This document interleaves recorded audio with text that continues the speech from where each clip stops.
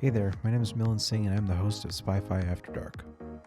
I'd like to take a moment to thank you for listening to this episode, and to ask that if you enjoy the show, consider rating or subscribing on whatever platform you're listening on. That's all from me. Now on to the episode.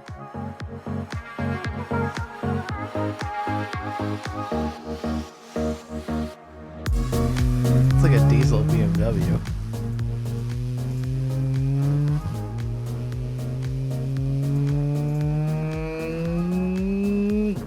Fourth gear. What was that, 0 to 100? Yeah. Oh, here, this is a Tesla. Measure out how long it is. Now check this out, Tesla.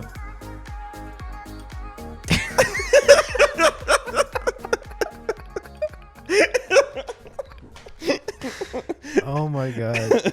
Dude, I'm gonna have too many blooper clips.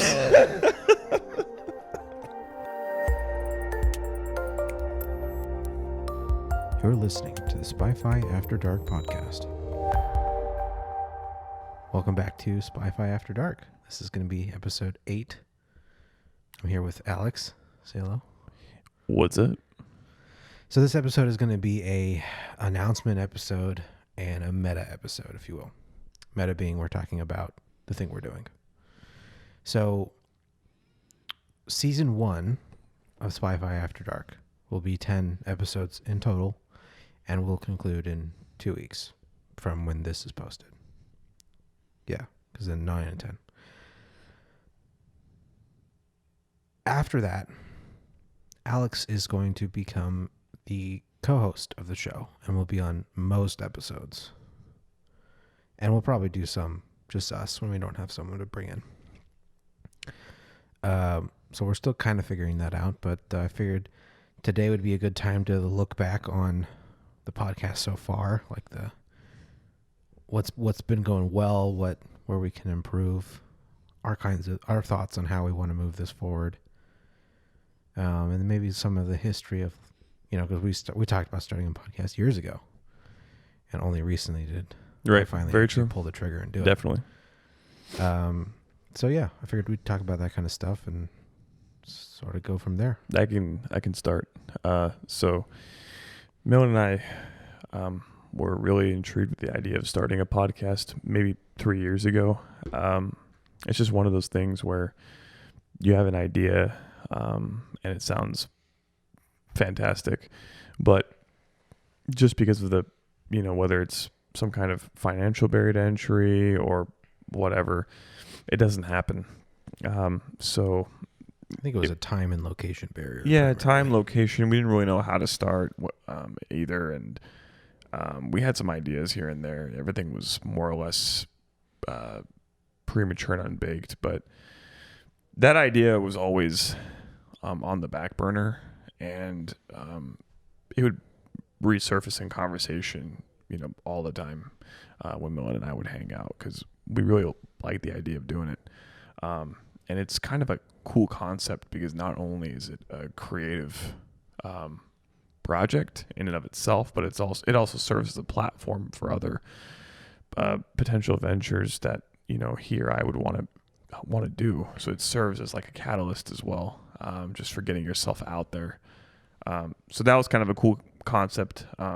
Anyway, Millen ended up biting the bullet, putting the money down, and setting up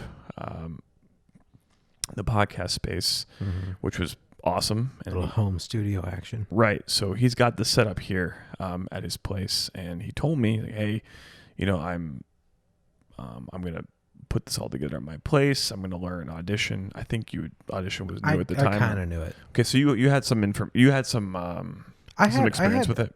I have quite a bit of production background in general. Okay. Mostly in film, but obviously audio is a component of film. Right.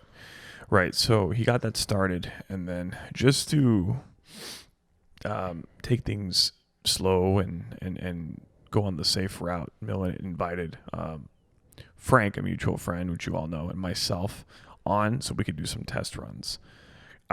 It's easier for the three of us to converse and be able to quickly come up with different topics and maintain like a somewhat fluid conversation amongst the three of us, because Millen and myself, we don't have former experience with something like this, and it's more difficult than he and I thought.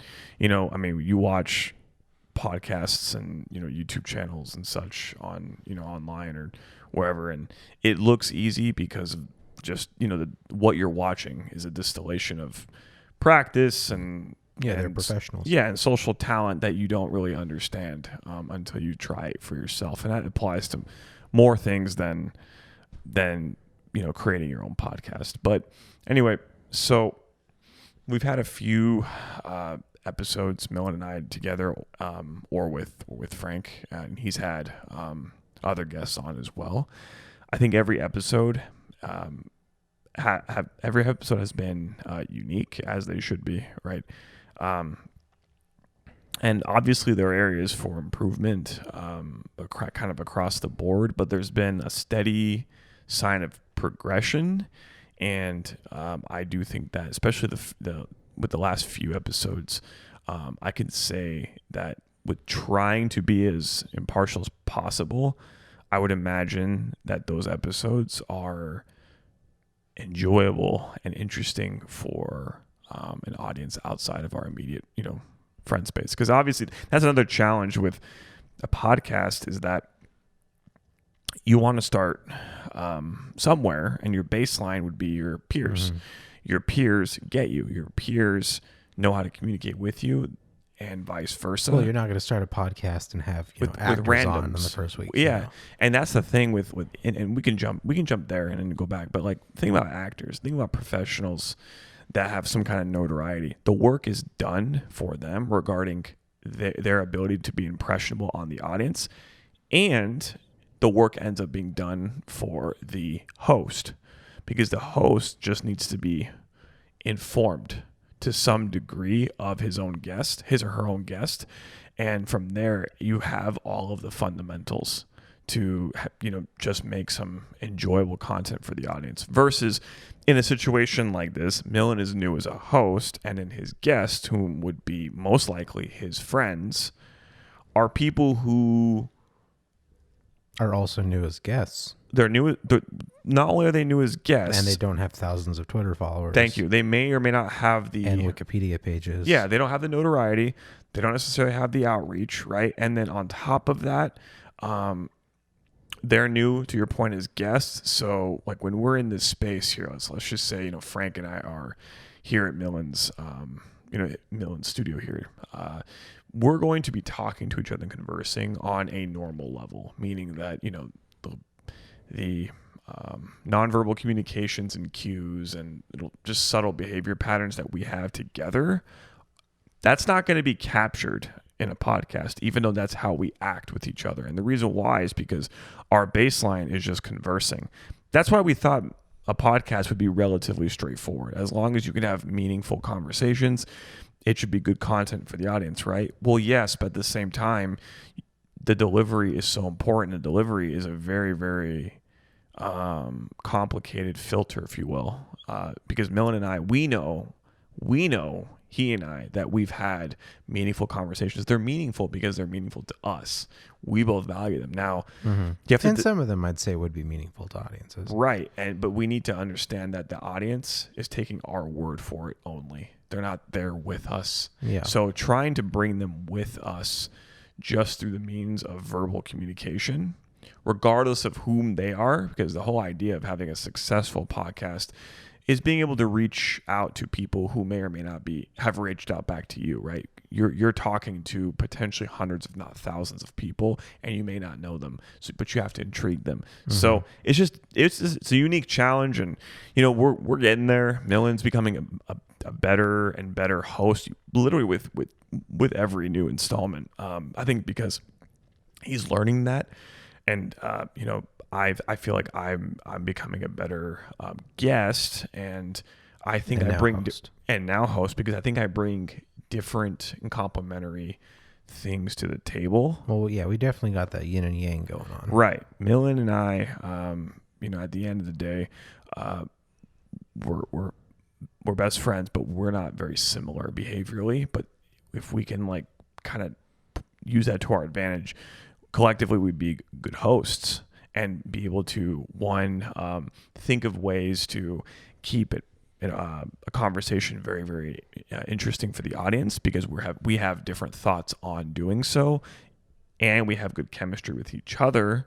So with any of those like awkward, they call them like cocktail moments in conversation, where I don't know if the audience is aware of this, Everyone takes a drink or something. yeah, it's a theory that like in every like 5 or 7 increment spans of time in a normal like social circle, people will awkwardly like do things like take a drink, just because the conversation dies, right? But okay. In that moment, you and I can literally just bounce off each other. Yeah, I've definitely experienced that. That makes a lot of sense. Right, you'll notice it. It happens like in every So that's the idea. So I'll say that for me, there was always going to be an experimentation phase with this, because I knew coming into it, I was pretty comfortable on the production side, but with the actual mechanics of doing a podcast, right, talking for an hour and a half, 2 hours, and making it a meaningful and interesting conversation without any context, like that's a skill.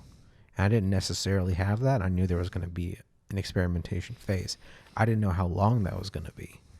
Now it ends up, we're basically saying the first 10 episodes are the experimentation phase. It's kind of where we're putting the line.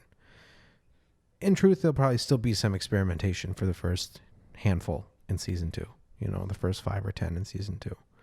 And, we'll see how long season 2 ends up being. But I certainly feel a lot more confident in the platform and in speaking in the platform. And I've made a lot of improvements on the production side during this season too. Yeah, it's very true. Obviously it started out being decent. I didn't put out anything that wasn't good, I don't think, because I'm kind of a perfectionist, so I don't really allow myself to do that. But as we've gone through, the diversity of mixing has gotten better. I've started adding in little mid-rolls and little breaks, more complicated intro sequence, clipping out different clips and uploading them, doing custom video graphic, stuff like that. So like that has progressed steadily as well in the background. So I feel like this is we're at a pretty good place to start thinking about where we're going to take this moving forward. Because obviously we want to talk to people with more Twitter followers, more notoriety, not for the sake of notoriety, but because these are probably the most interesting people to talk to. Yes. On a platform like this, and people who are more experienced at having these kinds of conversations, again, with no context. Exactly. So they'll have the eminence. So yeah, and in this experimentation phase, I can talk with my friends and treat them like those people, basically, and that's how you practice. And you also, since we get, once we get to 10 episodes, we're in like the top 1% of podcasts ever produced. So most of them don't get past episode 1. And then most of the ones that get past episode 1 don't get past episode 5 or 10. So if we hit 10, like we're already top 1%, of all the podcasts that have ever been produced. So there's a certain amount. At some point, you've done enough episodes that people just have to take you seriously. They don't really have a choice because you've put in the work, and it's pretty obvious. And again, each episode, has some good quality. So not only do they have to take you seriously because of the fact that you've been able to keep it going, but I would say that there's some good work behind each and every one too. So, and again, yeah, I've been able to see this, with my own eyes. That we started off with just an audio recording, and Millen's been able to take it, to the next level with editing and just becoming smarter and more creative with everything, and then also adding graphics, and I think it's turning into something pretty awesome. And I'm just gonna add to what Millen had talked about regarding bringing guests with more notoriety. One challenge that we've had initially with the first 8 episodes, well 7, including 8 if you include this one, is just invoking interest in the audience with people that they don't know anything about. So and I think we've been doing a pretty good job with just bringing up topics that have a reach and then trying to go in depth on those topics. It'd be pretty interesting to see if we can bring some more guests, to the table with very, very unique experiences. I have no idea where this podcast can go, but I'm pretty excited because right now we've kind of kept it a little more generic because, again, to Millen's point, it's experimental. We're just, some friends have come on and we've talked about things that are with intent more relatable to our perceived audience. But we don't, from this point on, and as this podcast, continues to progress, we don't know what these episodes are going to look like. So it's pretty exciting stuff. Yeah, I think this is probably a good opportunity to talk about sort of the vision of the podcast, if you will. Yeah. Thus far, I categorize the podcast, a number of not every episode, but a majority of the episodes I'd say is like discussions about movies and TV and like popular culture and stuff that we're all interested in, which is great. And it's good practice, stuff we can talk a lot about. But my vision for the podcast moving forward, and this is a big part of what season 2 is going to start pushing, is one sec here, is to talk to like creative people.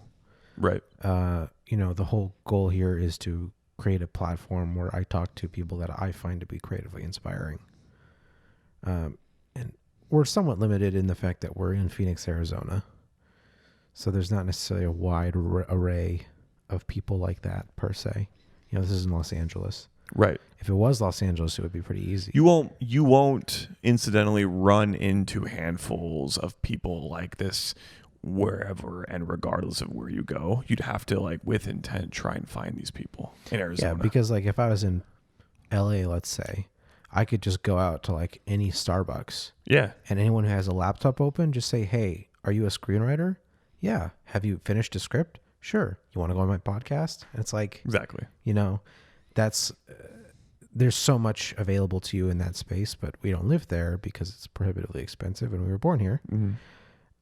And there's, at least for me, the job opportunities are not as good there in tech.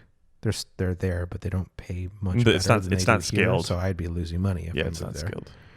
scaled. So we'll find there still are people like that in Phoenix. I still know a handful. Chris, who's been on the podcast a few times and will be on for episode 10, which we already recorded, knows a number of them. He actually has a very wide network, by the way. No, I'm not surprised. I went to college with him. Yeah. He did then too. He's a really interesting dude. He goes to all the Comic Cons. He's met a bunch of celebrities. Yep. Crazy life experiences, that's for sure. Yeah, he's I feel like that's something he prides himself in, networking. Sure, I would. Yeah. So we know some people. I think that will work for that thesis, and we'll find them and we'll have them on. We'll probably have people on multiple times. We'll do what we got to do, and at some point when this is big enough, and I say when because it's going to be at some point, I'll probably go to LA and record 5 podcasts in 3 days or whatever. Get a bunch of content and come back, and that's our podcast for the next month, 2 months.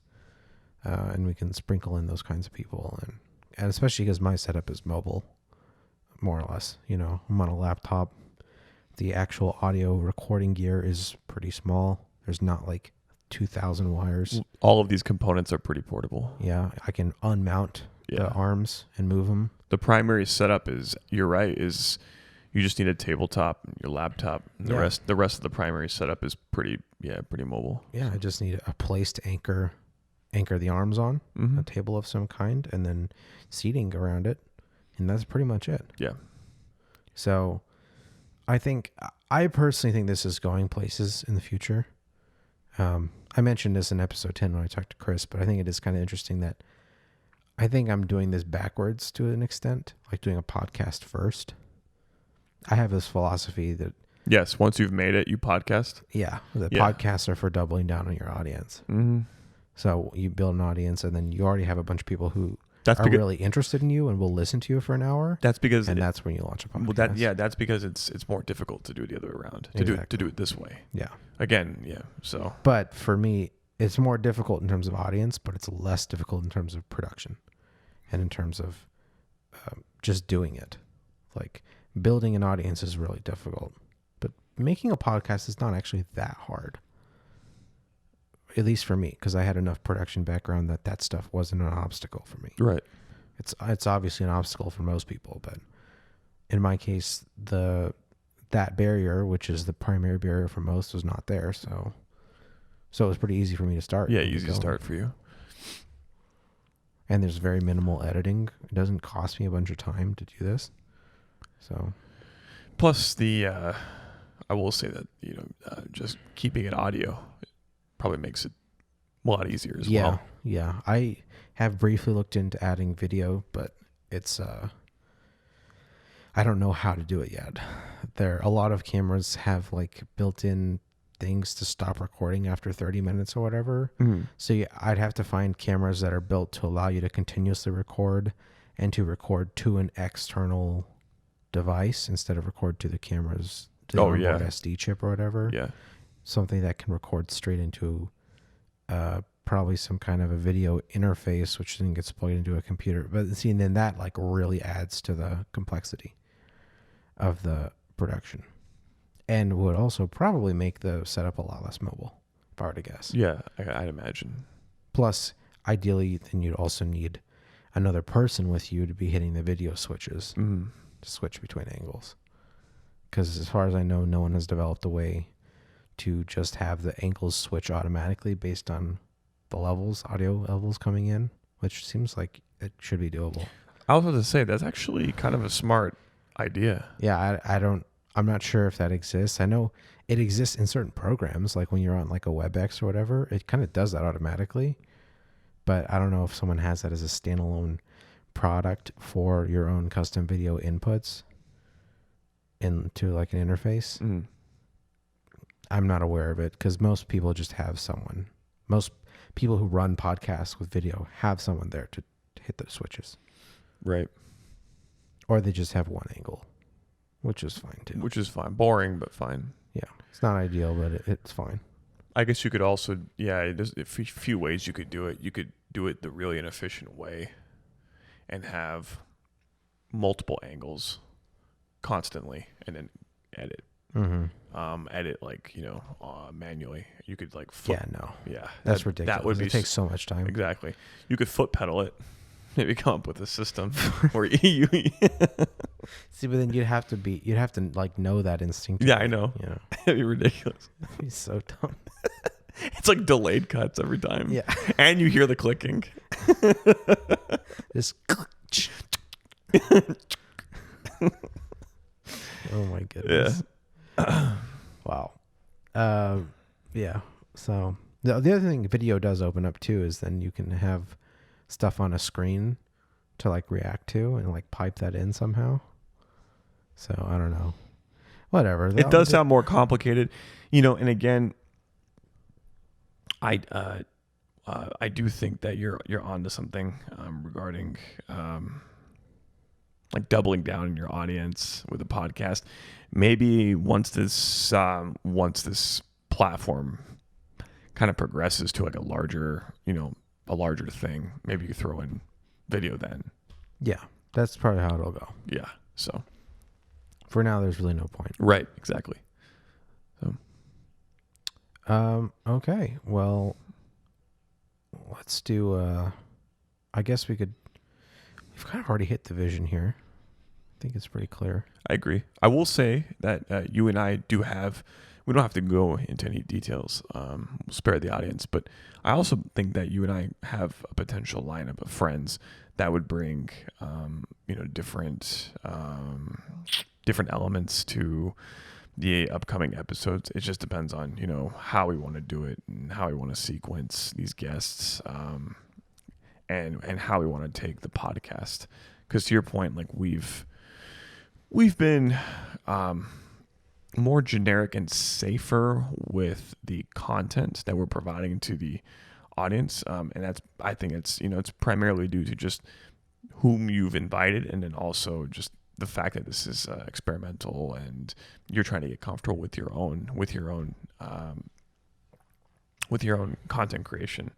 But yeah, I mean, we could get more into the political space because of your interests and just knowledge base there. Mm-hmm. We could talk about a number of guests' personal experiences, including like travel and what it means to go through X and Y kind of struggles with becoming a U.S. citizen, going through racial discrimination. We have a friend that is very, very heavily invested in his religion. We haven't brought up any of these more, I guess you could call them provocative ideas or subject matters, and kind of just depends also on the audience and what they want, and again, what our vision is and how we want to take the podcast. But well, I would say that the audience and what they want plays more into as you get bigger. Like at this point, we don't really have a statistically relevant audience, so I think we kind of have to stick to a vision that we believe in until we have a statistically relevant audience. Yeah, we're not really influenced externally yet. Yeah, you're right. True. So, yeah, I definitely agree. The one thing I did want to add is that we will be taking a short break in between seasons 1 and 2. Okay. I'm thinking 2 or 3 weeks. Haven't fully decided yet. If you want to know when that will be, you can find me on Twitter at @MillenTweets. I'll let you know how that goes. But we are taking a short break to regroup and look through all the details of what we're talking about today, basically. Go through our network, figure out who'd be worth bringing on, and scheduling out episodes. And preferably scheduling out episodes, even months in advance. A month or 2 in advance. Smartest thing to do. Because that will help with consistency, and it means that if someone is unavailable, it won't hurt us as badly. Right. The idea is with any kind of social media or content creation, a release cadence is generally very, very important to the audience. Yeah, and we don't have to do this live. So we can bank up a few episodes. That's a good point too. I don't think I'd ever want to be banking up more than 4 or 5 at most. A month? That's like at extreme most. Like banked up, like that we haven't released yet. Oh, banked up. Oh, okay, yeah, got it. I think probably ideally 1 to 3 at any given time. That way, if someone drops out last minute, we still have an episode to drop in. Mm. We can push another guest a little further forward if they want to come in earlier or what have you. But yeah, so we're basically going to take a break to go over all these details, and particularly to look through our networks and say, who can we bring on? Who'd be a good guest? Yeah. What would we talk about with them? And just start reaching out and doing that process, because there's going to be a lot of work involved in making that happen. And then I think we'll also talk about creatively, like the direction and the flow of the show, like moving forward, and come up with new ways to prepare and come to these episodes just better prepared. Because like I said, this has been in the experimental phase for me, so I've come into episodes generally without doing much prep, if any prep at all, because I'm just talking to people I already know. Yeah, on top of it, you have had intent regarding whom you're bringing and why you're bringing them, but it's been to a lesser degree. So you brought close friends because they're your friends. Mm-hmm. And I'm not saying we're not going to bring friends, but as we progress and become more comfortable with the podcast, we may want to talk about specific things with specific people and go in depth with some organization and collection of thought preemptively, because we actually want to have direction with the conversation and kind of take the audience, on a journey with us versus, to Millen's point, up until then, it's been primarily experimental because we're just trying to get comfortable with what we're doing. So Yeah. And then the friend episodes will become the infrequent but special episodes that everyone looks forward to. yeah, I like that idea. Because that's the whole behind the scenes, you know. Yes. Once we become celebrities and everyone thinks we're untouchable, you know. Yeah, like it's They're like, we want to see the human side. candid buffers. Yeah. Yeah. Just call them slogs.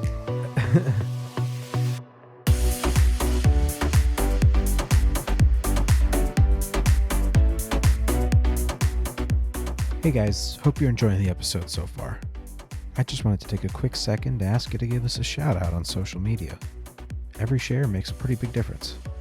And as always, don't forget to rate and or subscribe on whatever platform you're listening on. Thanks again. Back to the episode.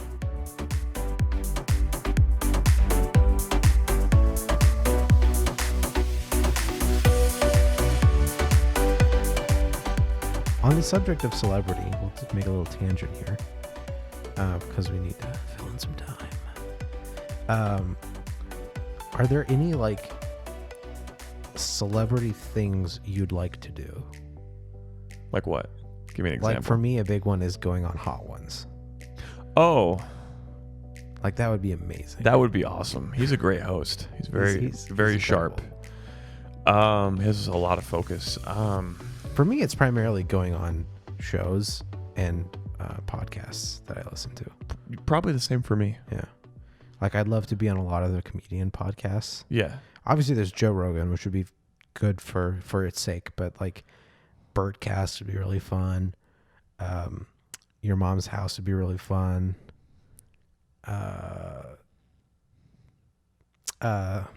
Shit They Don't Tell You would be really fun. These are just like a few that I listen to. Yeah. I mean, I wouldn't necessarily want to do talk shows so much, you know, like Fallon and whatnot. I do Corden. I do Corden's show because I love James Corden. For sure, that would be on my list. But regarding talk shows, I'd probably only do Graham Norton and Graham Norton could be cool. yeah. Also, it wouldn't be as terrifying because you're not True. You're not the only guest. True. You know what I mean? Well, most of them I shouldn't say that. Corden usually has multiple guests. He does, but I guess with the general big talk shows that I've seen, it's usually 1 to 2 guests. But with Graham, really? he can somehow manage 5+ people. It's ridiculous. Yeah, but that's a skill right there. Yeah. Yeah, I don't know. Celebrity activities. I'd just like to meet a lot of people, you know. It would be fantastic to. But for me, the ones I'm most interested in meeting are generally more of like the writers, the directors, like the behind the scenes creative people. Those are the people I'm the most interested in meeting generally, with the exceptions being like Nathan Fillion or I guess you could consider Christopher Nolan a celebrity at this point, even though he is a writer director. Scarlett Johansson would be fun. Maybe even like Terry Crews. That would be pretty interesting. Oh yeah, I'm sure you'd want Dwayne "The Rock" Johnson. Oh, of course, the man himself. Right. Jesus reincarnated. Mark Ruffalo for you. I'd Oh imagine. yeah, okay, yeah. Yeah, I'd be for into you that. would be.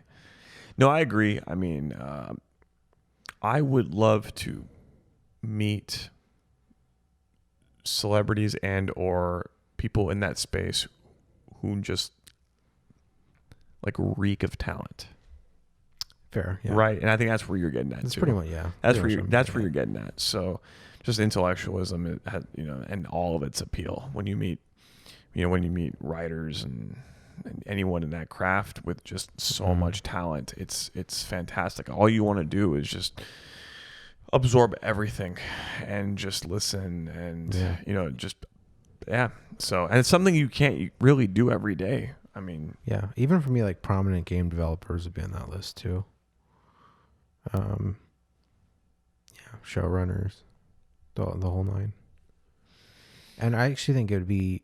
I don't think it would be terribly I don't think you'd have to have that much celebrity to be able to talk to a lot of these people, particularly like behind the scenes creative people. Do you mean to reach them, or to be able to maintain meaningful conversation for them, or both? Or what did you mean by that?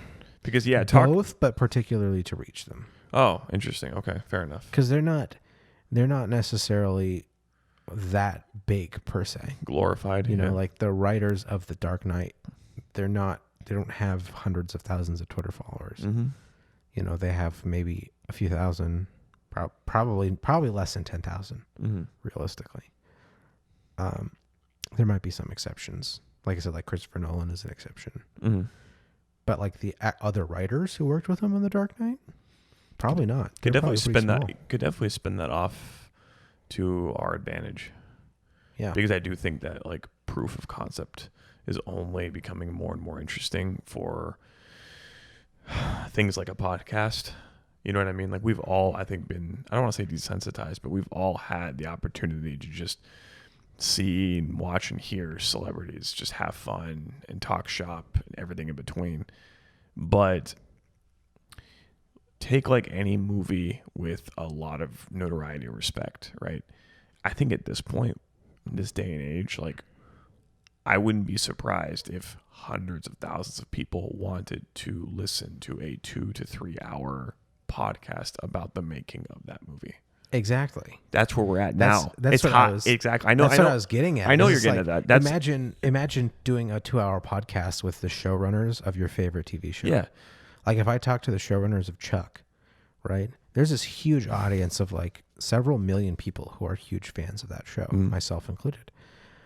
And they would love a 2-hour conversation about like what went into making Chuck. Yep, exactly. Like how they had to pitch to the networks, like how they made the pilot, like the problems they came into, how the writer's room functioned. Like that kind of stuff is so fascinating. And like you said, I actually think it's really hot right now. I think proof of concept is very sexy when it comes to like a platform like this. So yeah, and again, to kind of spin off from this, tangentially related, I think it's also a great way to produce independent projects. Because the biggest problem with an independent project is how do you monetize it, right? I think one of the best ways is to create a high quality behind the scenes making of and use that as a premium add-on, basically. So like if you produce a web series and you just go straight to YouTube, you're not making any money on YouTube. exactly. Like you're making literally nothing. Right. You know, if it gets 1 million views, you're making maybe $1,000 and probably less than that. Yeah. But if you sold it as a download, and first of all, you sell it as a bingeable download. So that first week comes out and you can watch the whole thing right away. That's selling point number one. And then if you also bundle it with like a 30-minute behind the scenes documentary, you know, or mini doc or whatever, documentary style production, which maybe adds another $5,000 or $10,000 to your budget, that can be a really big marketable asset for selling the show. Mm-hmm. And then people will pay $15 for the season because they get to see how it played out. Mm-hmm. Also, the whole behind the scenes, like, compilation or whatever you want to call it, like as a package, is a great way to crowdfund or market your market your content for a crowdfunding space. Mm-hmm. That's your ad right there. To your point. Yeah, it's all. That's another good point. Is it's also good marketing. That's fun. You can do a abridged version of it or like a vlog style version of it, and you basically have content marketing built in. So yeah, 100%. And these are things because like we're working on a web series, and we have creative aspirations, stuff we want to make.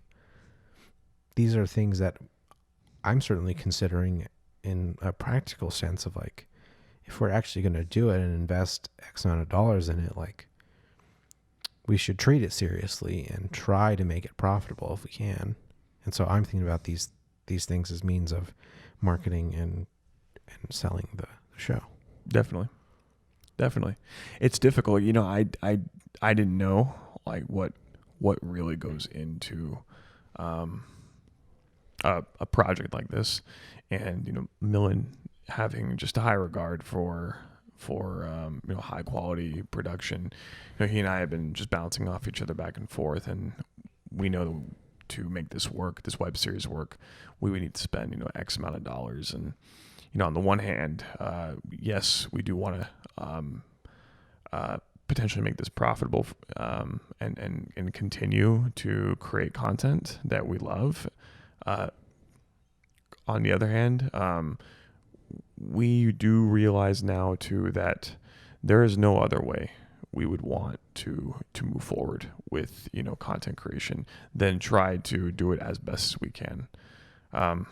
So yeah, I mean, it's good working with Millen and being able to just brainstorm, put things together, because he wants to always execute at like a very, very high level of quality. So yeah, and even a relatively low scale project is quite expensive. That's what I didn't want to like actually get into the nitty gritty of how we've foreseen like the budget of this project, but yeah, I did not expect like a micro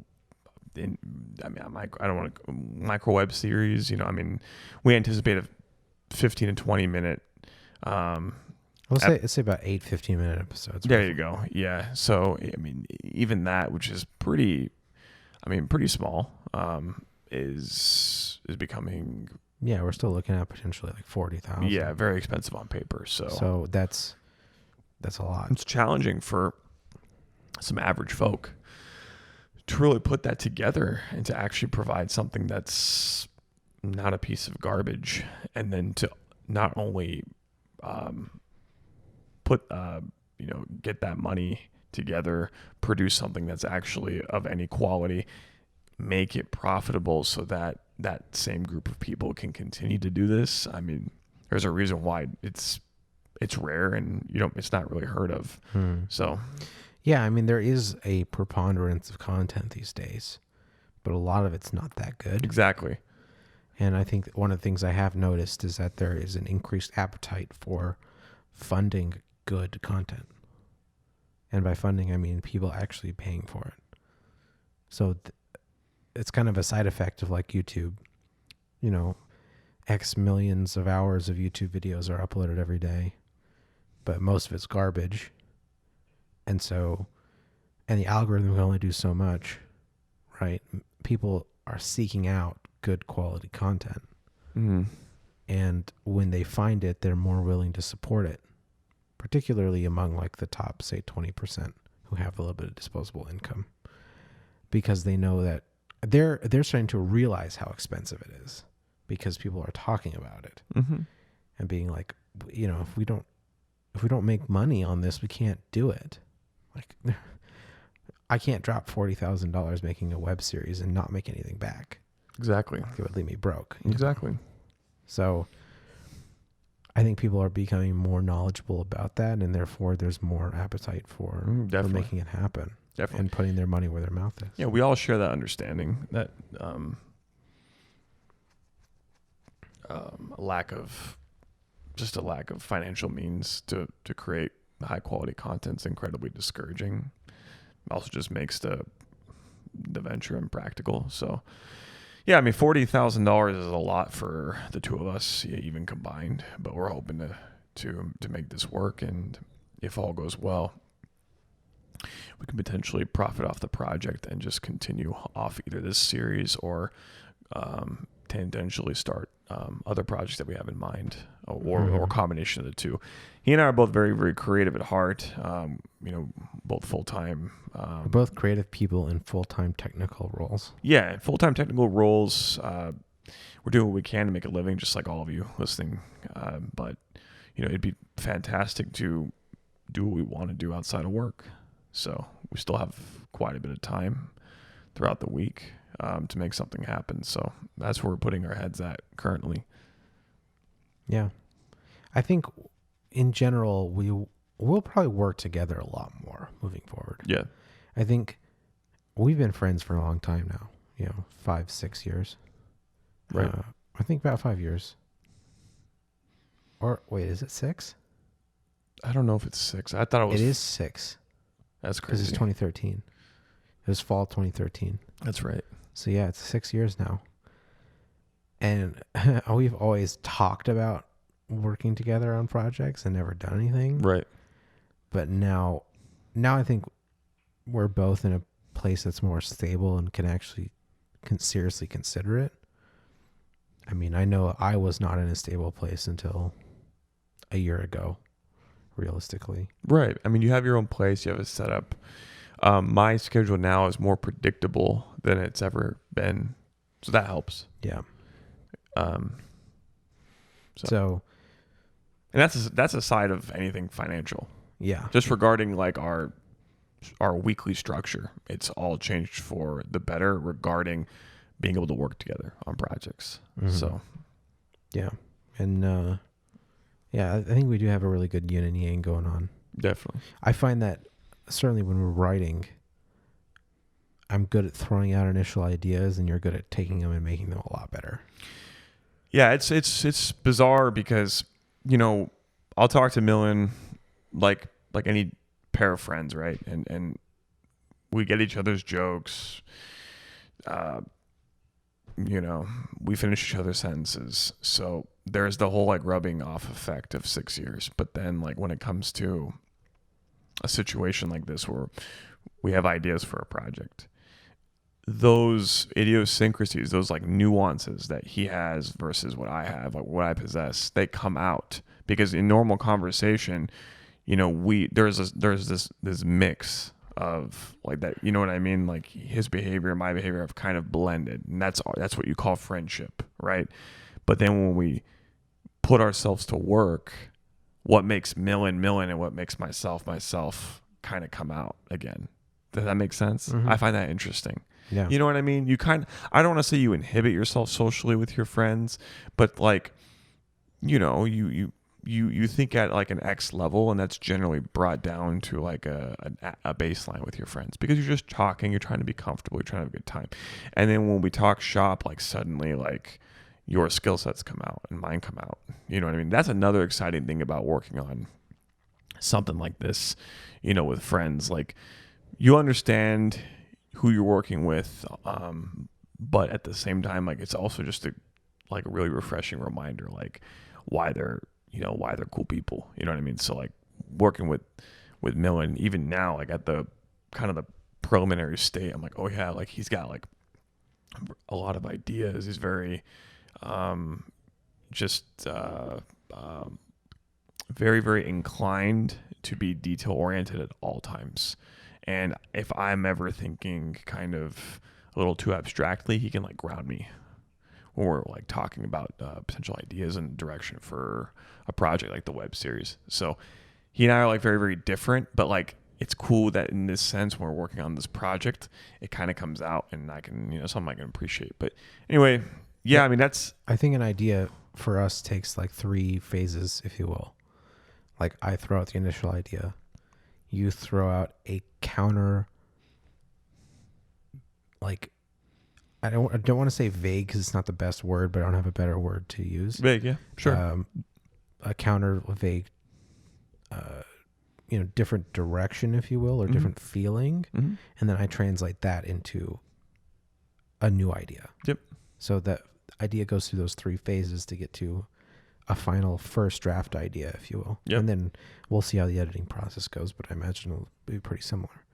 Yeah, I mean, I think you generally have a good understanding of, let's just say, this web series consists of 8 episodes.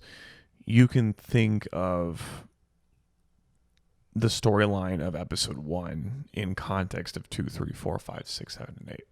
And what I'll do is I'll not only give you potential ideas for like character development and just other things that you may not at the time be focused on because you're just trying to systematically develop like the series itself, like kind of like the bones, the skeletal structure of the system of the series. But I'll also be able to pressure test all the bones of that spine that you put together. I'm very good at that too. So it's like, oh, you know, Millen's like, oh, this is episode 1, and I want it to flow like this, you know, A, B, C. And that A, B, C subset is important because C will be crucial in episode 2, and episode 2 needs to be this way because by the time we get to episode 5, we need to be at this point so that it makes sense to end at 8. And for me, it's like, okay, but I can like individually kind of pressure test and kind of play devil's advocate with the ideas that he's throwing my way. And on top of it, I can also expound on ideas too. I'm very, very good at that. Yeah, So, like I'll go and I'll build this quaint little cabin with Lincoln logs. And you'll come through and smash it to pieces and give me a set of Legos. And I'll be like, thank you. This is way better. You know? right. But I'll usually like forget like to have provided you enough Legos for like the roof. So you like Amazon that and like expedite shipping. Yeah, and you're like, all right. You're like, you almost completed it for me. All right. I guess more accurate is you'd give me like a set of partially completed Lego pieces. Right. Right. That are like a bunch of Legos that make up a corner or whatever, you know, like, or like a log or something like that. And then I'd like put them together. I'm like, wait, but I'm missing like all these pieces. And then fucking like Chris swoops in with the delivery, you know. Chris. Oh man. Or Frank or whatever. Yeah. Yeah. It's definitely a lot of fun. I recommend, to those listening, if you have any kind of just ideas or aspirations that may not seem to be relevant when it comes to paying your bills, you always think to yourself, look, where would I need to be financially to the point where I would not have to stress about the immediate responsibilities like paying my bills and supporting myself and or my boyfriend, girlfriend, family, what have you, so that I could take a step back, self-reflect, and start managing my time to start reinvesting back into me or myself. What I mean by this is being able to work on things that you thoroughly love and enjoy. And the answer is you may not have to think that you need to be in a position where you're financially free to start that. Yeah, because the best way to put it is, if you imagine, what would you be doing if money was not a problem in your life? If you didn't need to worry about the bills being paid, they were all taken care of, what would you spend your time on? Mm-hmm. And then just spend a little bit of your time on that. On that anyway. Exactly. You don't know where it's going to take you. Even for all you know, that thing that you love, you may have so much energy and passion for it potentially. That thing may be the solution to you becoming successful. You may end up being financially independent because of it. Or even if you're not, you'll end up with really great memories of doing something you really What did enjoy you doing. lose? Yeah, what did you lose? Anything. You lose what, a few hours of Netflix? There's a higher chance that you'll regret, waiting for that time in your life when when you will feel like you are in a financial situation to start being able to focus on those things, and it never comes. That time never comes.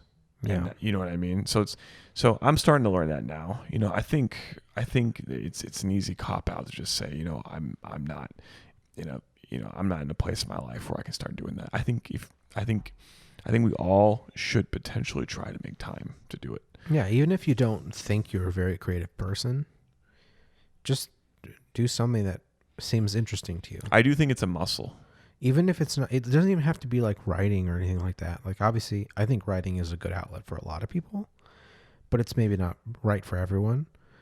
Even if it's not that, like, just like learn another language, right? Or like, go on Duolingo a little bit, or build something with your hands, get some like scrap wood and nails and just make something or whatever. Get a little, or just go out and do like TaskRabbit making IKEA furniture for people. Mm-hmm. I don't know about you, but I find building IKEA furniture to be very satisfying. It is very satisfying. Building anything is very satisfying. So just going out and making something, even if it has no inherent value whatsoever, even if it's like just writing some short stories that no one is going to read except for you and maybe your spouse or whatever, or your parents or whoever you'd want to share it with. If you want to share it with anyone, like, just having done it is satisfying in itself. And you'll find that you'll find that the time was worth spending to get that satisfaction. Yeah, and I can add on to that too. I mean, so where you work definitely matters. You want to be at least somewhat content with where you work, and just regarding the work environment, what you do, your aspirations, et cetera, et cetera. But at the end of the day, where you work can only do so much for you. And although it's a big portion of your life, assuming you work a typical 8 to 12 hour, work day, 8 to 12. Wait, right? At the end of the day, there's still more hours. There's still 24 hours in a day, right? So you can always find time to reinvest back in yourself, because for the majority of us who do work those hours and hours and hours every day, we're contributing to something that we don't own. We own the privilege to work, but we don't really own what we do, right? So let's just say you work a 9 to 5. It doesn't really matter. You come home, invest in yourself, start doing things that you can call your own, whether it be hobbies you develop, skill sets that you acquire over time, things you want to build, things you want to go do. Just do them for yourself. And if they don't have an immediate value, like a paycheck, well, at least they're things that you get to cherish as things that you were able to do on your own, like little success stories for yourself. Also builds confidence. So like I've been trying to do that. And I think because I've tried to do that outside of work here and there, I think incrementally I've looked at an opportunity to work with you on like a web series differently than even a year ago. Mm-hmm. Because a year ago I thought, oh, there's no way this is going to pan out and be worth it. But after working on a few things here and there, you kind of build, it's like an actualization or realization. Oh, like it actually can happen. Oh, like you actually can do this and it is feasible. You really don't know what you don't know. And also things always seem crazy until they're not. So, to the audience, whatever you think would be a lot of fun, go do it. Just go do it. Invest time. You won't be able to be incredibly successful in a day or even 2 days worth of time, but just start chipping away at something that you're interested in. I think it's very, very healthy to do that. And I think it's healthy to contribute to, your own aspirations and, things like that, just outside of work. I do think work gives and takes away from people. Mm-hmm. Do you know what I mean? I think it's a dangerous situation to be in. Yeah. And to be clear, I think this is becoming widely accepted for people who work just a regular job that's not maybe their passion. Mm-hmm. They work a job because they're decent at it and they can make enough money to live on it. Yeah. But they don't inherently enjoy it. And it's becoming inherently accepted that doing something like this for someone who works that kind of job is a good thing to do for your health, your mental health, if you will. But it's also, I think, just as important for someone who has a job they really enjoy, because there's a danger to getting so consumed by a job you really enjoy too, because you never know, you could get let go tomorrow. That's true. Like, it's not permanent. And unless you have like real, literal ownership, like a substantial stake of ownership in what you're doing, you can't invest everything you got into it. Yeah, I touched on that very, very briefly by saying that it's a privilege to work for someone else. Exactly. That's what a job is. And ownership is not making $100,000 a year. That's not ownership. No. I mean, like literally having stock. Mm-hmm. Not just like a few shares. I mean, like a double-digit percentage. Where you yourself are like an actual asset to the company versus being just a placeholder. Exactly. So like if you're one of 5 employees in a small business, but you don't have any ownership, you don't own anything. But if you're one of 5 employees in a small business, but you have a 10% stake, then you actually own something there. Mm-hmm. And then there's reason to like really contribute. Right. Because you're also being rewarded for the gains that organization makes based on your effort too. Yep. So it's a lot of people, I think, throw away a lot of their life for a job that pays them well because they feel like they have ownership in that job, even though they don't. And if you do work in a job that you really enjoy and you don't have significant ownership in that job, say you work at like Google, you're a software engineer and you make $300,000 a year in San Francisco, because that's what they do these days. I don't think it's a good idea for you to turn that into 70-hour work weeks. You're not actually really being rewarded for that. Put in your really good 40 hours and give them everything you got for those 40 hours, and go home and then do something else for you. You know, build something with your hands, write a story. Right. You know, and everyone does work a little differently. volunteer. True. People do work differently. You're speaking my language. Like I mean, I agree with you 150%. I do know that some people do just thrive in the competitive environment that is facilitated by corporate America, where they would just love to do whatever it takes to be ahead of people in their immediate environment. I'm not saying that's healthy.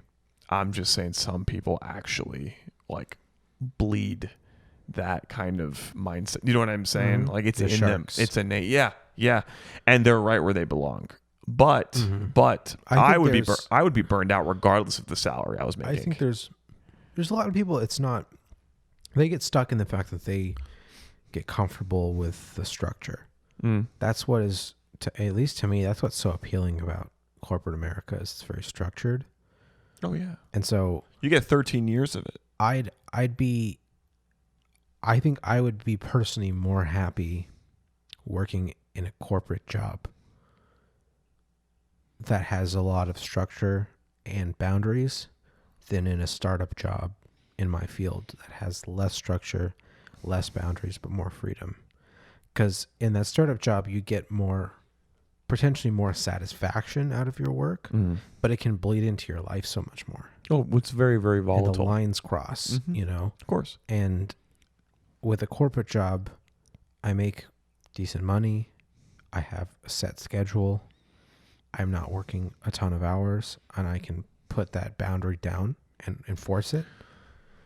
And each hat is very clearly defined and tailored to the position. Compartmentalize it. Very, very, very. And they've done that. The company itself has done that too. Mm-hmm. They've compartmentalized and they've assigned specific hats to specific people. Yeah. But I did want to say that on top of what you're saying, I just threw in that we've had the need for structure for 13 years. I'm referring to like traditional school settings. True, yeah. Like, I don't know if I would still be this way where I require the kind of structure that a corporate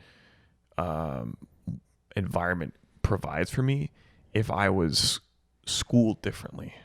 Mm-hmm. I don't know if there's any kind of, but if you think about it, like, I just feel like, so you're a programmer. Mm-hmm. You've been doing it for 10 years? Well, Here and there. If you want to go all the way back, then yeah, probably be back to like a little over 10 years. We'll say a little over 10 years, but Seriously, for 4 years. Yeah, 4 years. Okay. In 4 years, you've been doing it pretty seriously. 3 years. 3 years. For 3 years. 3 years. And those 3 years, albeit dedicated to this craft, have still had all the distractions of, family and school and what have you. Okay. The reason why I'm bringing this up is because at the end of the day, you're where you're at now after 3 years, and you're a very different Millen after 3 years. Okay. 8 hours. Imagine 8 hours for 13 years, almost, we'll say 80% of the year. 13 years. Yeah. I feel like that's all you know. True. At that point. It's a huge component of your life. Do you know what I'm saying? Maybe you don't remember like all the subject matter in school, but you know what it's like to sit and be in a structured environment. To be regimented, yeah. And to have a boss, being a teacher. True. You know what I mean? So I just... Yeah, I think the main point for me is, for people who are listening, if you are scared of pursuing something creative because it doesn't have the structure, don't be. Like, it's healthy for you to get out of that structure every now and again. Yeah, I agree with that. It's a good way, structure is a good way to enforce a certain amount of security in your life. And there is a danger to not having structure, because our human mind is only built to handle so much stress, and a lack of structure creates a lot of stress. So the beauty of corporate America is you can spend a big chunk of your day in structure, which doesn't drain you the same way. And then for the rest of your day, you can spend that unstructured. And in that unstructured time, you can do something that's meaningful to you, and recharge in a sense. You recharge your creativity, recharge the other areas of your life that are important to you. Maybe it's not creativity. Maybe it's service. Maybe it's going out and doing stuff for people. Maybe it's, I don't know, activism or whatever is important to you. Mm-hmm. Everyone has their own thing.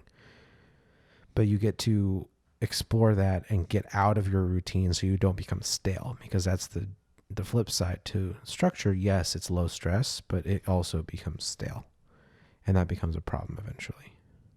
And it is definitely important to bust your ass at work, just so that you can keep work at work.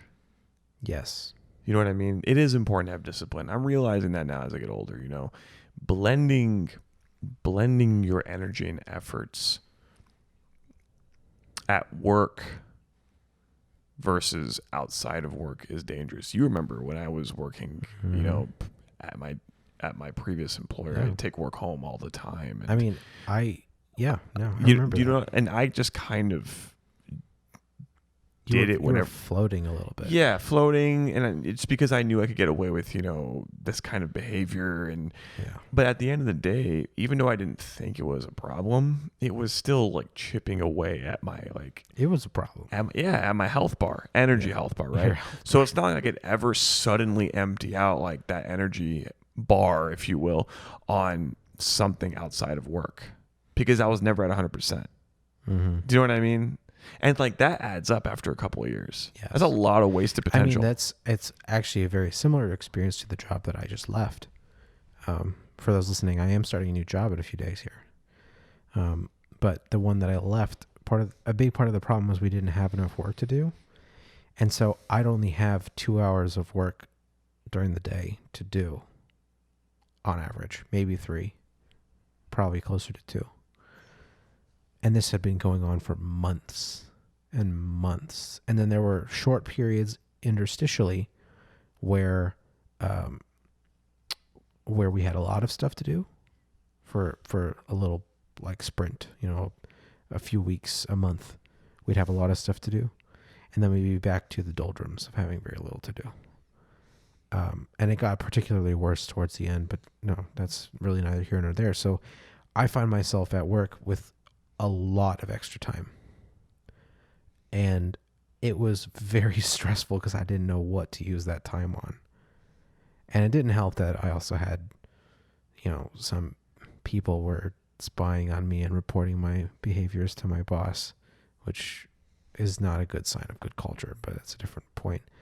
But I'd be inclined to work on my app. So at least I'm doing something productive, right? And I get to make some progress on something that's important to me. And it's related to the work I do. It's still the same skill set, so I'm still keeping that sharp. But it just didn't feel right. I couldn't I tried to do it, but I couldn't really get into it the same way as when I'm at home, or I go to a coffee shop and just plug in for 2 hours. I didn't have the same feeling there. I never got into flow. I never dropped in like that because I couldn't. Because I wanted work to be work.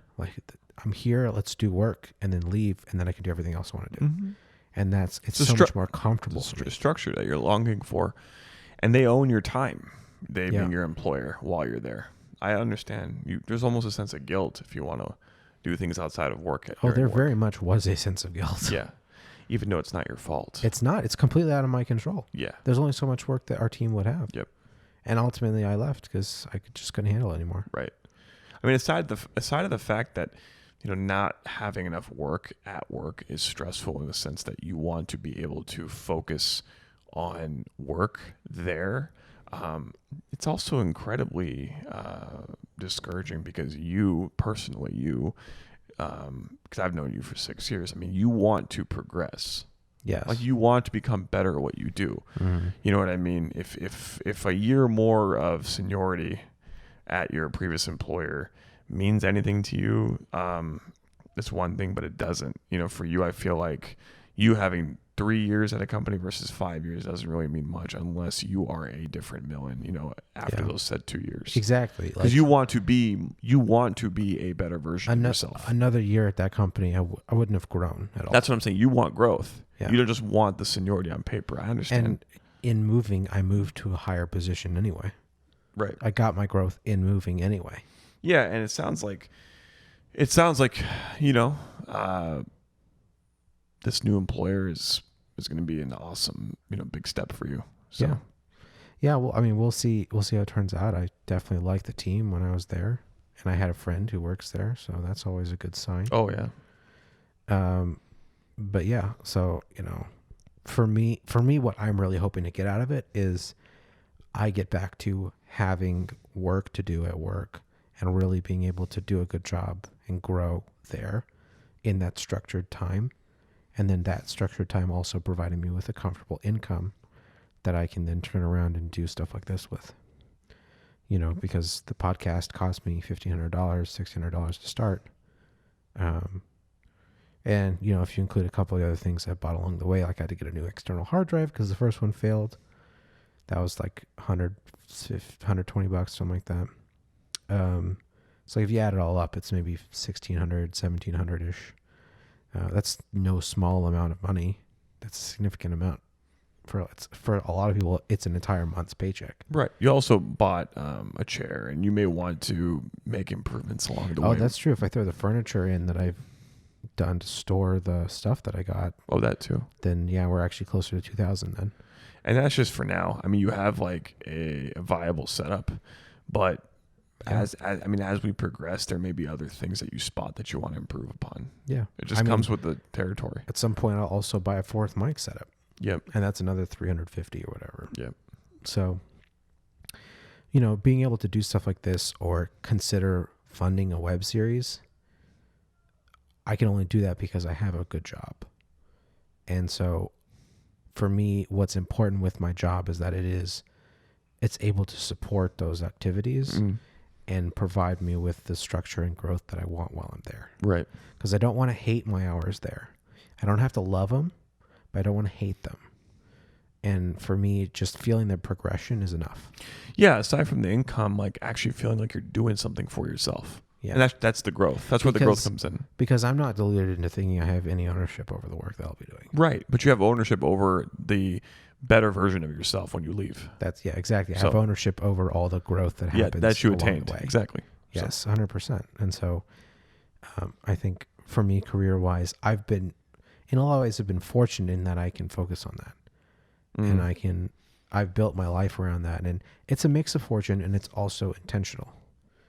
I spent a considerable amount of time thinking over these questions and these problems in my mind. How am I going to be creative in my life? How am I going to fit that in? How am I going to enjoy my job? You know, how am I going to put myself in a position where I say that I am happy to go to work in the morning? You know, especially now when my commute's going to go up. So I'm going to be waking up fairly early, and I'm not really a normal person. Or a morning person. I'm not a normal person. I agree with that too. But certainly not a morning person. So I've thought a lot about like what do I need for that to be okay with me?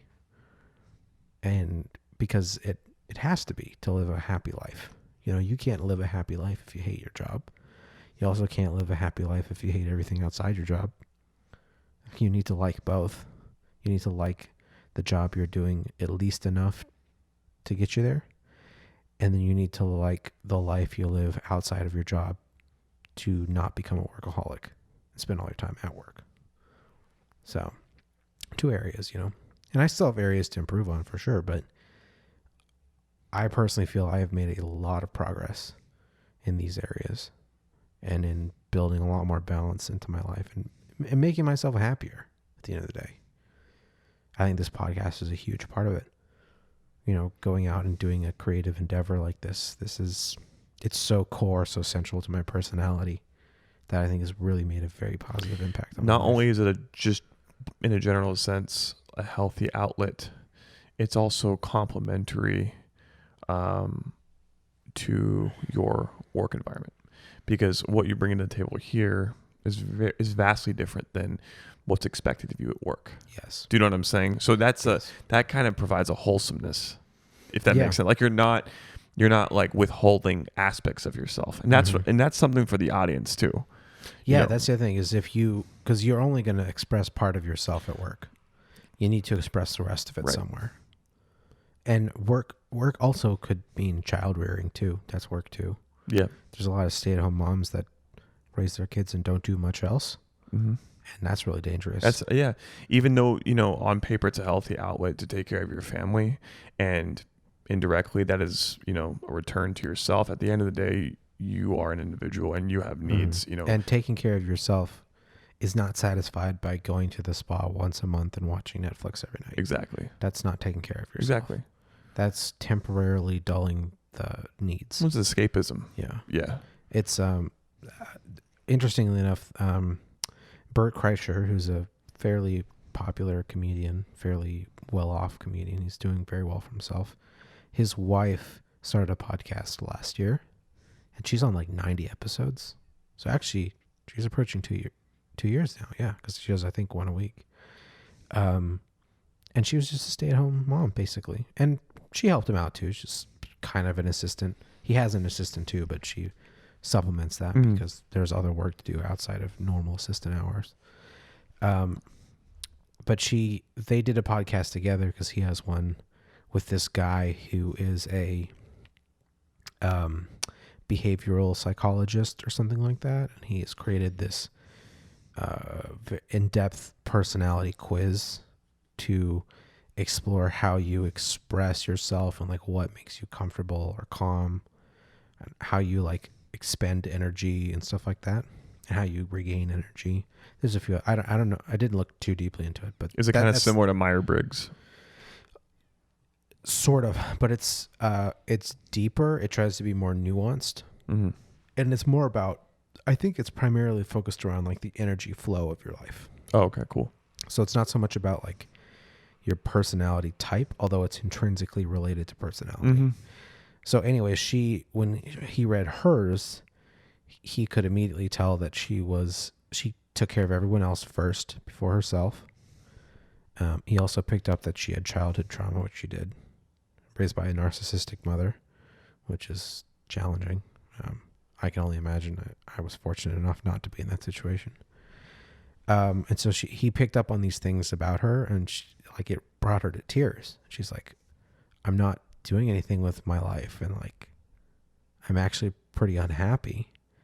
And that caused her to sit back and think, and she started this podcast as a result of it. And she says that it has totally revitalized her life. And it's pretty much the only thing she does differently, right? She just added this thing to her life, and she's only spending so many hours on it a week. They hire someone to run the podcast itself, so she doesn't do any of the production. So she only spends maybe a few hours between recording and then lining up people to talk to and preparing for them. But just for those few hours, it made a profound difference in her quality of life. And that's what I'm saying is you don't have to be at a place where you're financially independent. You don't have to be at a place where you have a ton of time, because even if you can only give yourself 1, 2, 3 hours a week, that can be enough to make a profound difference in your life. Yeah, it's just consistency. Yeah. At the end of the day, consistency definitely takes you places. Yeah. So those 2-3 hours a week turn into 90 episodes in under 2 years. Yeah. So 90 episodes is a lot. That's by insane. the way. Yeah, that's like top 0.0001% Yeah. podcasts. And how long are her episodes? They're around an hour to an hour and a half usually, I think. Maybe 2 hours. Yeah. So I mean, so she has almost 150, 200 hours worth of content. Yeah. It's a lot. It's insane. Yeah. So I really want to stress that to the audience. It's like, if you got a couple hours, that's all you need. Right. And I guarantee you can find 2 hours a week. I guarantee you. There's almost no exceptions to that rule. Mm-hmm. 2 hours a week is nothing. It's what is it? 7 times 24 is 140 plus 28, 168 hours. So 2 out of 168. Mm-hmm. I'll do the math real quick. What are you trying to do? Like percentage wise? Oh, okay. It's 0.11%. Or no, 1.1%, 1.2% of your week. Right? Yeah. 0.00, yeah. 1.2% of your week. That's nothing. That's nothing at all. Even if you have kids to take care of, I get it. When they go to sleep, you got a little bit of time. Or especially if you're a stay-at-home mom, you got time while they're gone during the day. Mm-hmm. You know? Or, you have a career, you get home, you have time after the career, or you wake up early and do it before you leave for work. Yeah. And by the way, again, I mean, 2 hours a week, you could lump that into, hour or 2 hour blocks, however you want to structure it, whenever you get the chance. True. You could also just take a 2-hour chunk out of Saturday. Yeah. Or it could be 15 to 20 minutes a day. Yeah. Like, up to you. Just make it happen. And it could be anything from that thing or that hobby you always wanted to invest in, that idea or that creative venture that you wanted to start, or that language that you thought about learning and you decided to take a weekly class or something. Yep. I mean, just get out there and do something for yourself, and just do it for yourself. It doesn't have to, bring any immediate return. And then after so much time, you'll see what consistency can really do. You'll surprise yourself in like the most pleasant of ways. So yeah, it's kind of a great reminder what confidence and consistency really looks like, for an individual. So yeah, 100%. I mean, even something trivial like weightlifting for me, which is, that's not really trivial for you. Let's be honest. Right, but it's it's primitive behavior. You pick up weights and you drop them. Yeah. It's primitive. It's pick up weights, drop them. There's no intellectualism about that. But I will say that if I distill my years of expenditure on the hobby, I will say without a doubt it brought confidence in the sense of the fact that I know what it feels like to work on something for an extensive period of time and be able to continue with working on that thing even when there's no sign of linear progression.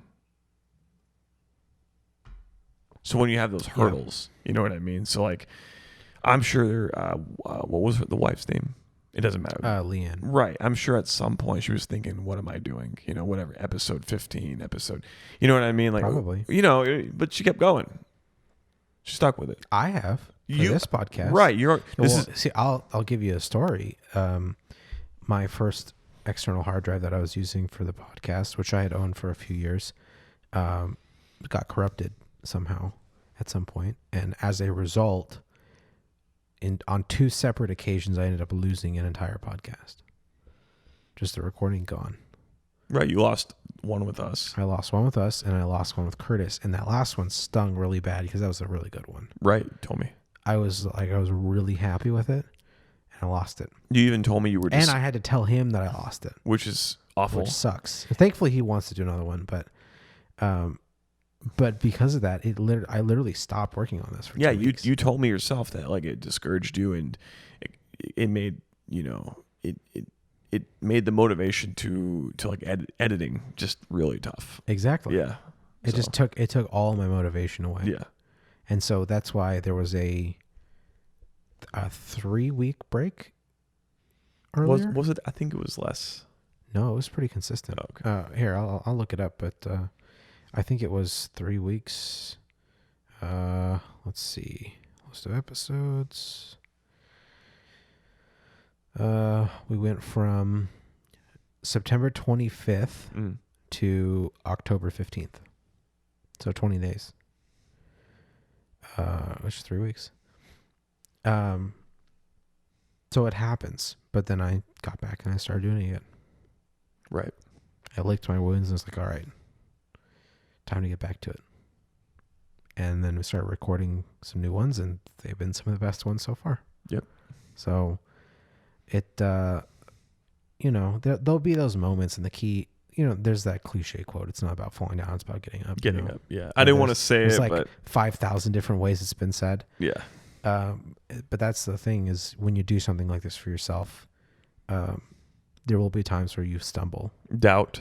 And there will be doubt. And that's your brain trying to make you stop because you're making yourself a little uncomfortable, even though the discomfort is good for you in the long run.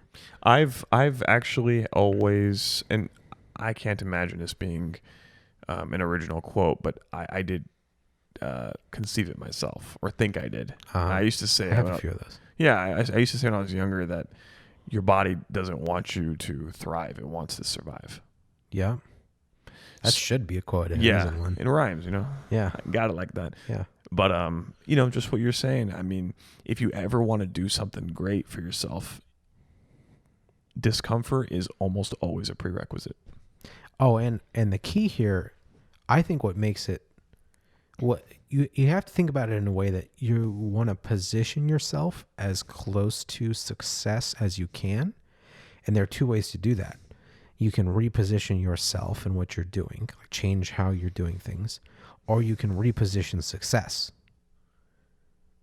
Because success is not something someone else determines. You determine what your success is going to be for you. Yep.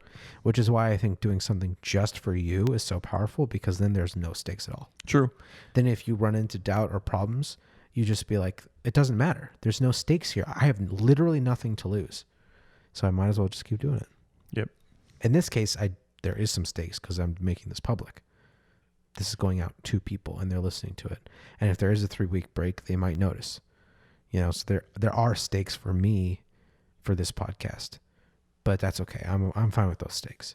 But if you are new to doing something like this and you've never done a creative endeavor or a service endeavor or anything like that, or you've done it very rarely and you're not sure, you're unsure of yourself, you're uncomfortable, then doing it just for you is so powerful because you have nothing to prove to anyone. You're the only critic you have to satisfy. And you can make yourself as easy or harsh of a critic as you want. So you can change the parameters of success. And then you can achieve it and feel good about it. And then you can maybe make it a little harder for yourself if you want to and achieve that. And then make it a little harder and achieve that. It's like if you're just say you're writing short stories for yourself. No one else is going to read them. You write one. You say your success is, I want to write a 2-page short story. That's your success marker. And if you write your 2-page success or your 2-page story, you've succeeded. It doesn't have to be good, because no one else is reading it. You're not taking up anyone else's time. You're just taking up your own. And then your next marker is, I want to write a 3-page story or a 5-page story, right? And you achieve that and you feel really good about it. And you're like, okay, I want to do another 5-page story, but I want to tackle something new, a new theme. Or like I want to start incorporating more imagery. I want to try writing a story from a different perspective, a first-person perspective instead of a third-person perspective. I want to try writing a story where I break the fourth wall a bunch, like try out a style, and you just like try these new things, do these new things for yourself, and you can be spending an hour, 2 hours a week, maybe 3 hours a week, writing a story a week, or a story every other week or whatever. And this is where, a distillation of what Milan's talking about is having a goal and being able to visualize a goal. Yeah. And most importantly, that you are 100% in control of your goal. Right.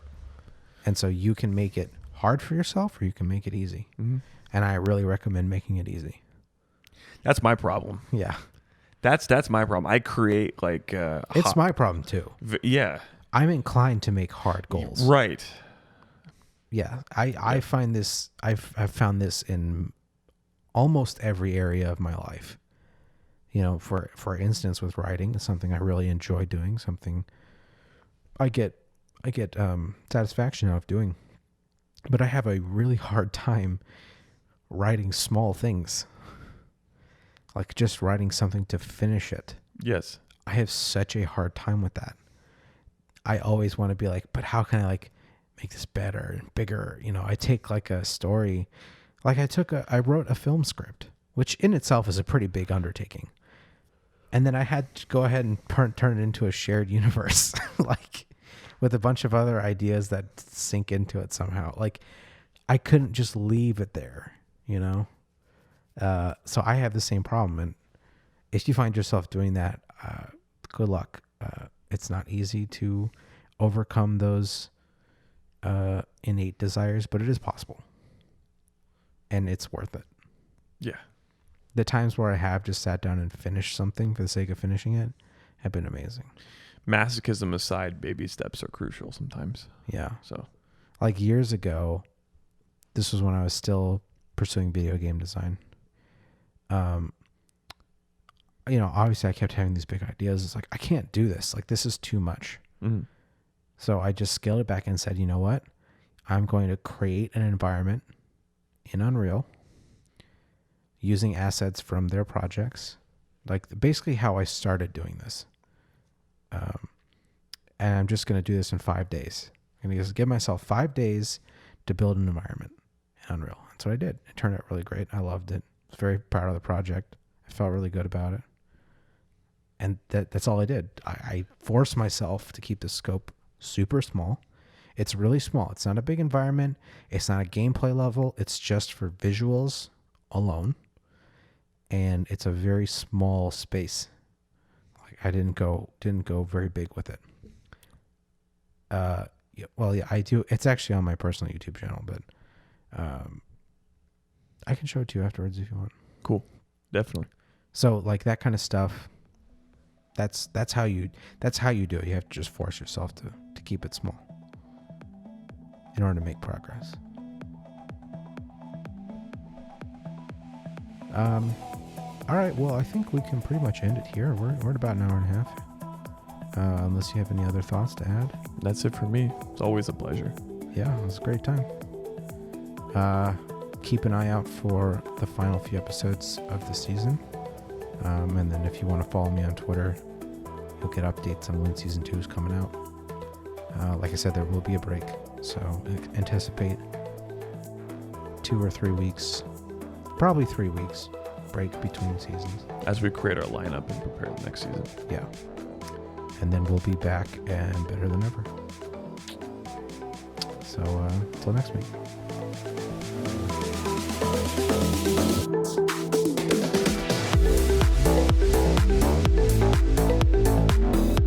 Thank you for listening to this week's episode of SpyFy After Dark. I hope you're as excited for the changes to the podcast as we are. Next week, we talk to my friend Hans, a coding instructor at a local technical high school, about the future of tech education and more. If you'd like to be notified of that episode, you can follow me on Twitter at MillanTweets. That's MILLAN tweets. And don't forget to rate and or subscribe on whatever platform you're listening on. We'll see you next week.